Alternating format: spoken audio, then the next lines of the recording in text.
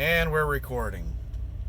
So I made it to New York, and I've made 2 or 3 videos that I never uploaded because, like, they would get interrupted or something.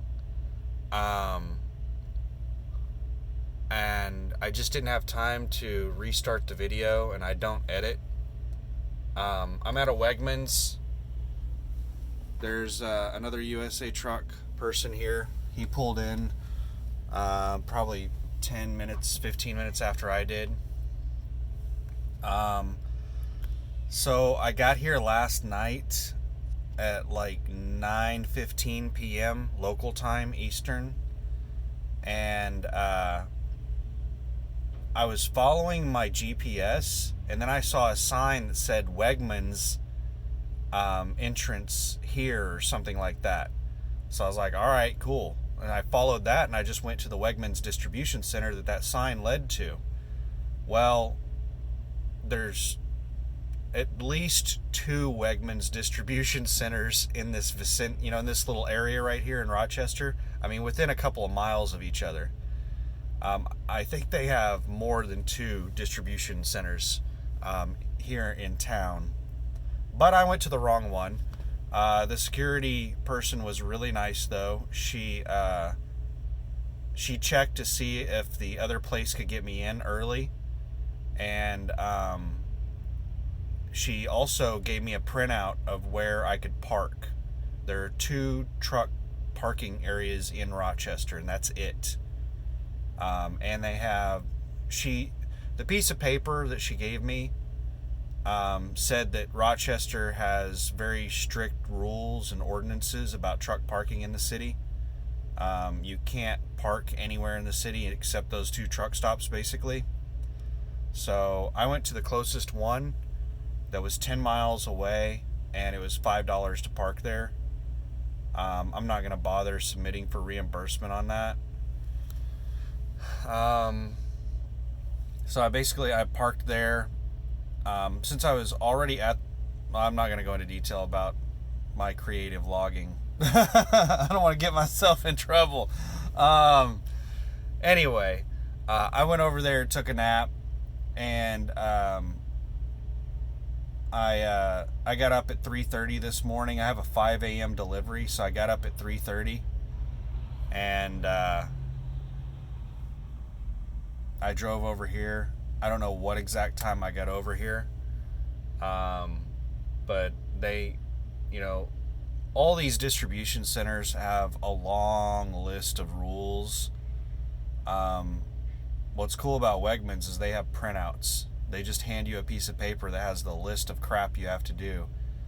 And I'm still half awake, so I didn't do what they told me to do correctly.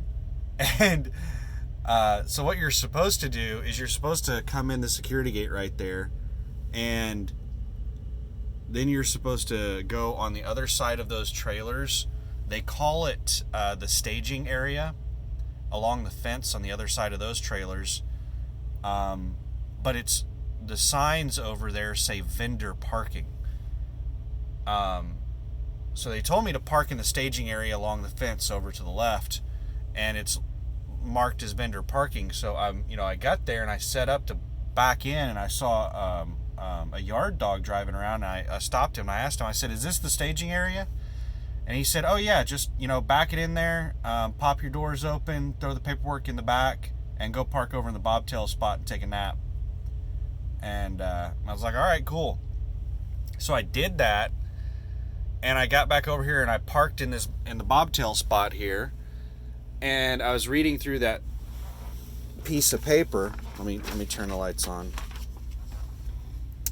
And it says to drop trailer and remain parked in front of it. I did not do that. I dropped my trailer and went over to the bobtail spot. It says place your paperwork in the back of the trailer and close the doors. Well, I didn't do that either. I left the doors open. I put the paperwork in the back, and to keep them from blowing away in the wind, there's a little packaging material thing taped to the wall, and I just put the paperwork inside that so it shouldn't have blown away in the wind. Um, and I came over here, and so I'm sitting here reading this after I parked here, and I'm like, oh crap. So I got out of my truck and I walked around those trailers to see if my trailer was still there, and I was going to drive back over and park in front of it and close the doors and do all the stuff like I was supposed to do. Well, my trailer was already gone, so I'm guessing that conversation I had with the yard dog asking him if that was the right spot was sufficient. so yeah, we're good. So I just rolled with it.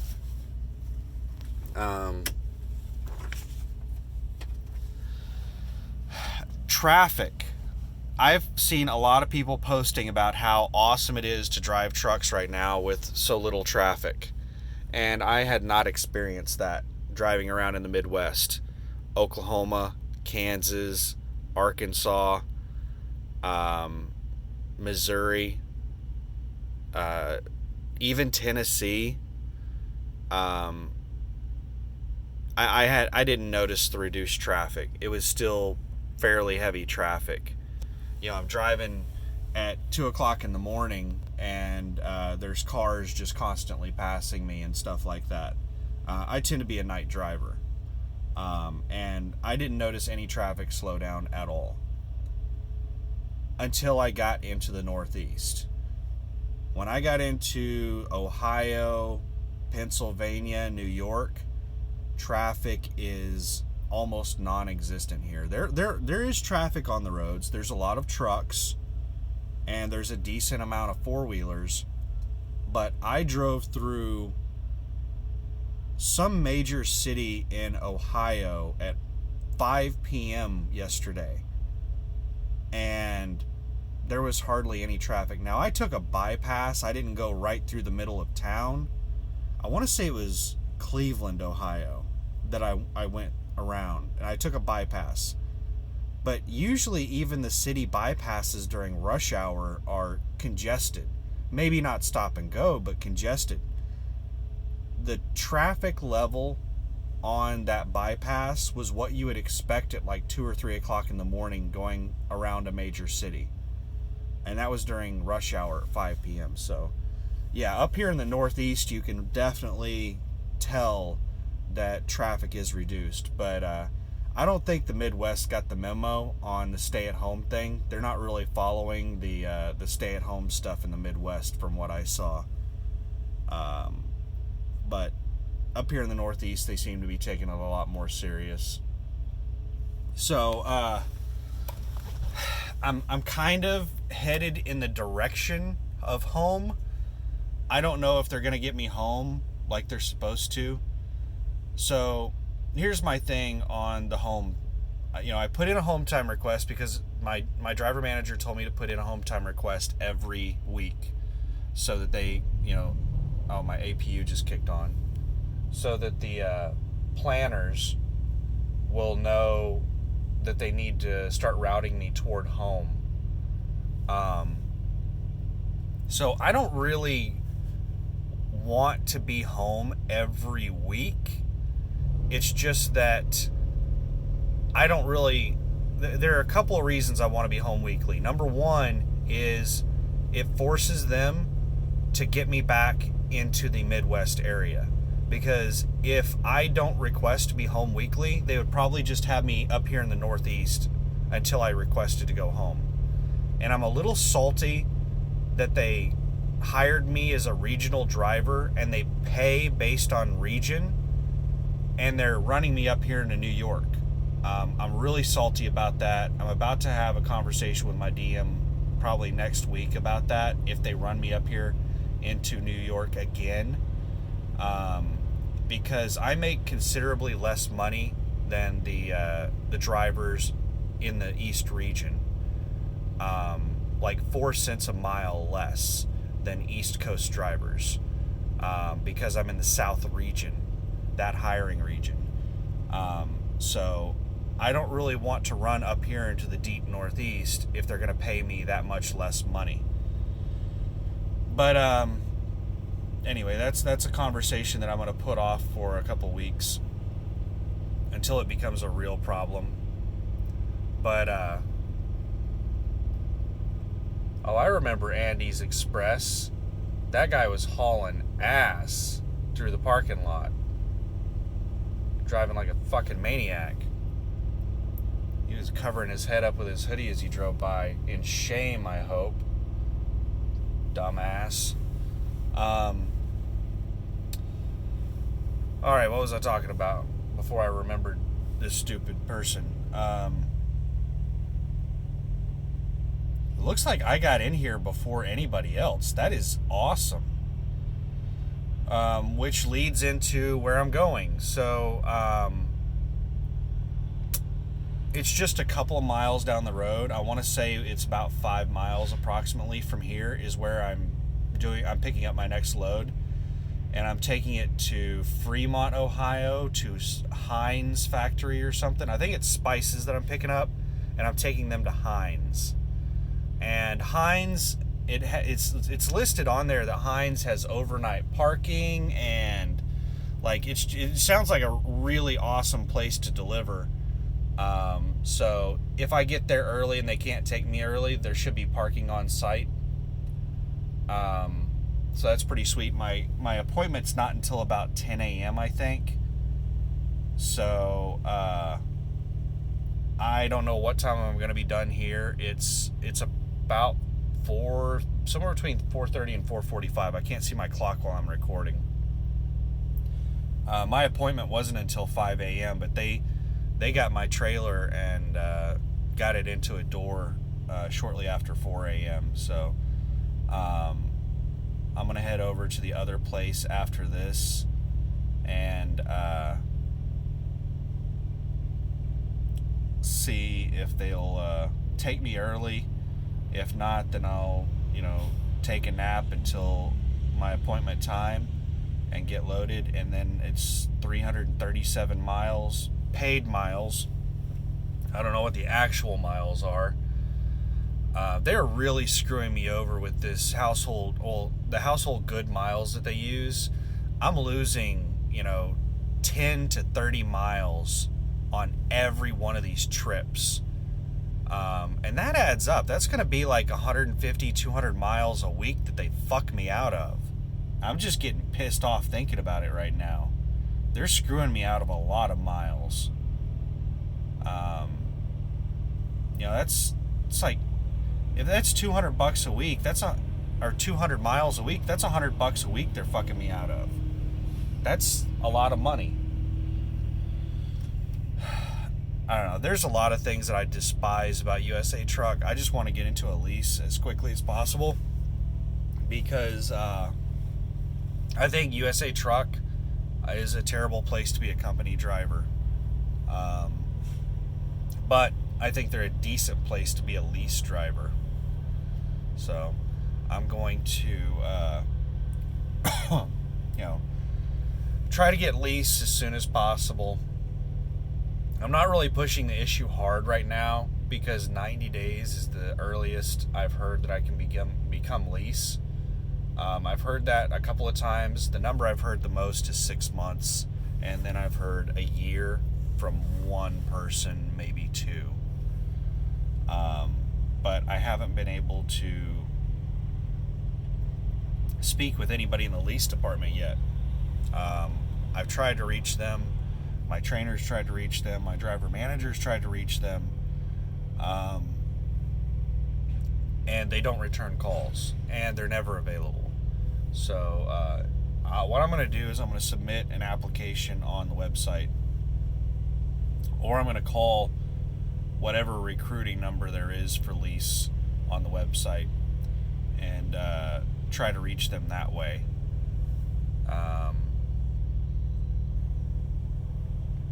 I think this guy might be lost. It looks like he just turned around.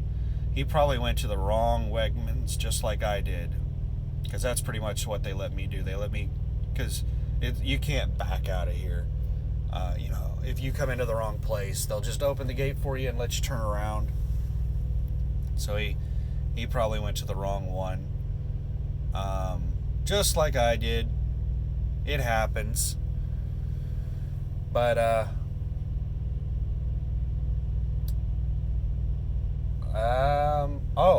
the ice chest. I still haven't hooked up the CB yet. It's still in the box. I have used the Super Trucker headset a couple of times. It's okay. If I'm having, phone calls, it's nice to have if I need to have a phone call going down the road.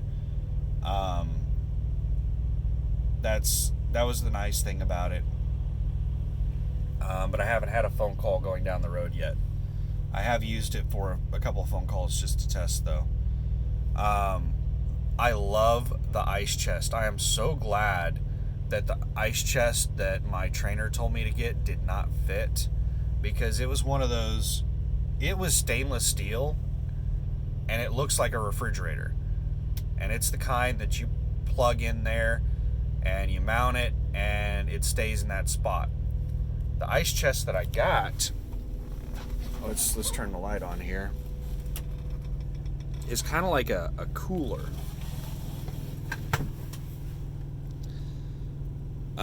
It can stand upright or it can lay on its back. What's awesome about it is that I can just grab it and pick it up and slide it into that refrigerator spot. And when I'm driving, I like to plop it down here on the floor, and I'll slide it up in here in between the seats, and it gives me easy access to cold drinks when I'm going down the road. I just, grab a soda out of there while I'm driving down the road. I wouldn't be able to do that if I would have gotten the other ice chest, because it was more of it stays in that one spot. So I really like this cooler, and it's going to work out really well. I like it. But that's about it. I don't think I finished my thought on them getting me home. I'm heading back in the direction of home, so I'm going from here to somewhere. Fremont, Ohio is a suburb of a major city. I can't remember which city. I want to say Columbus, Ohio. And I'll easily be able to get another load out of there, and hopefully they just keep getting me in the direction of home. So my big thing is, I'm not too concerned about being home exactly every 7 days. My big concern is doing a 34 at a truck stop.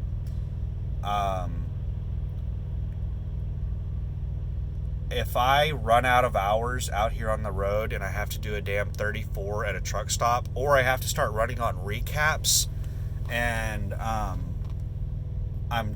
not able to run efficiently because I'm running on recaps, then I'm going to be salty.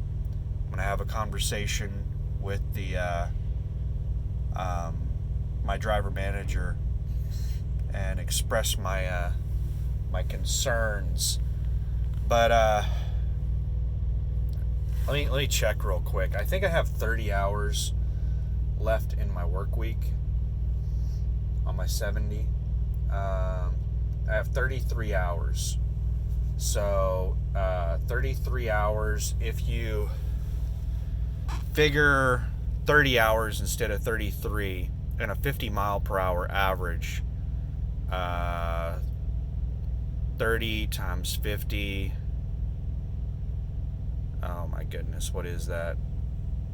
1,500 miles. And I don't think I'm 1,500 miles away from home. Just a second. All right, I'm back. I don't think I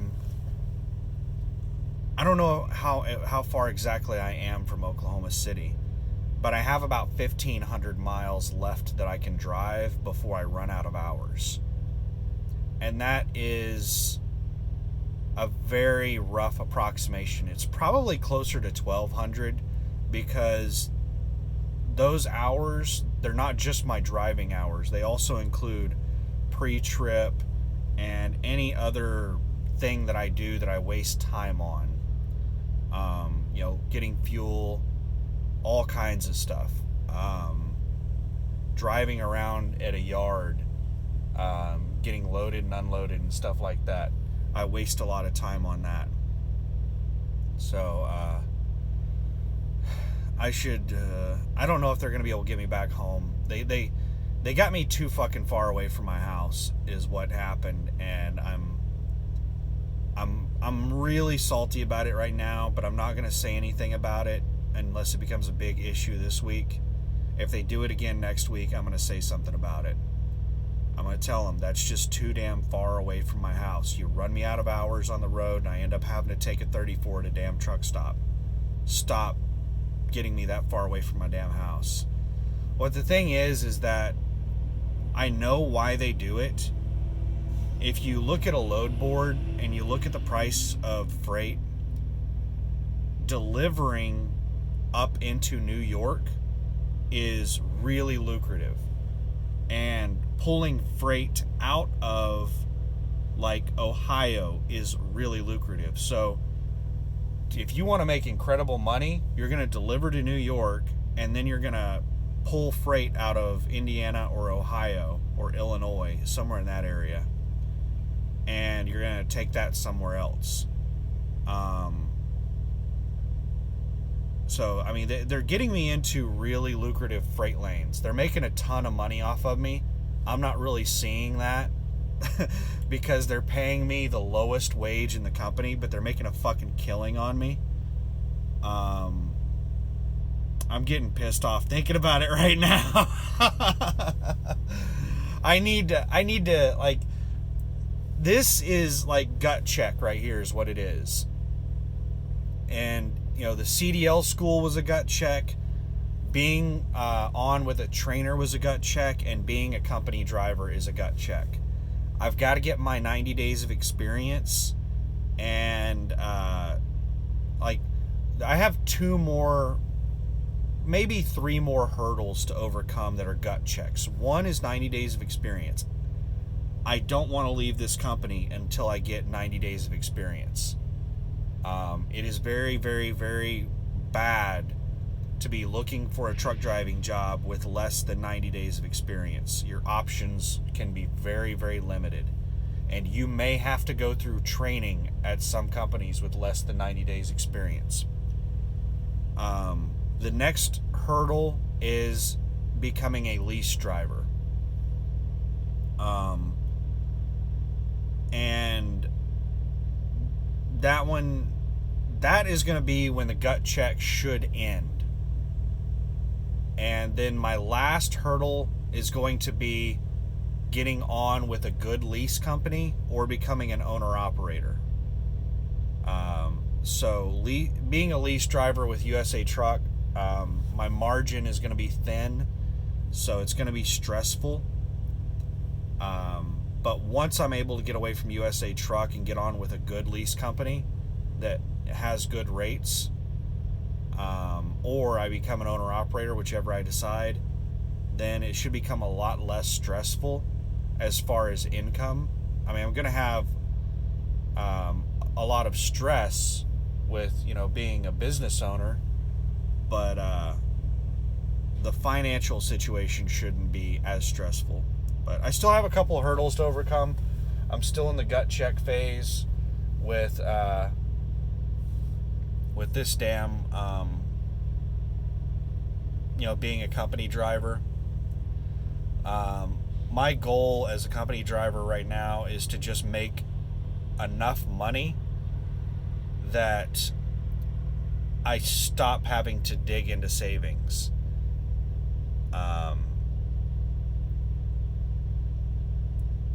I just, because I was making roughly $65,000 a year at my previous job, and I had other income from, dividends on stocks and stuff like that. I don't remember what my total annual income was, but the only thing that changed was my income from my job, which was $65,000 a year. And I, in order for me to continue living my previous lifestyle, all my bills,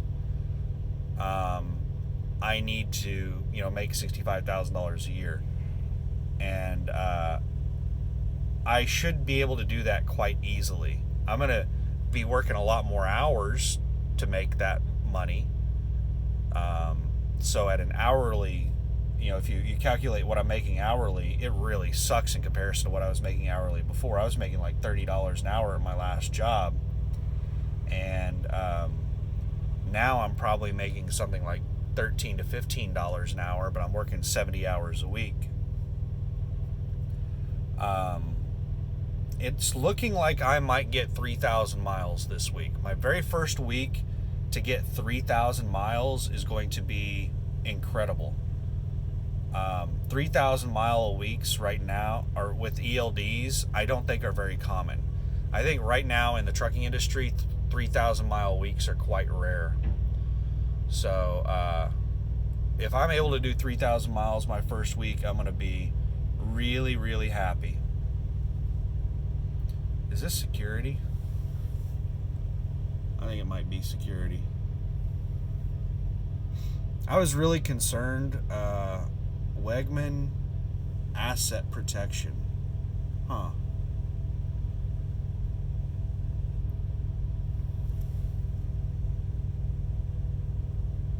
I don't know why in the hell my APU came on.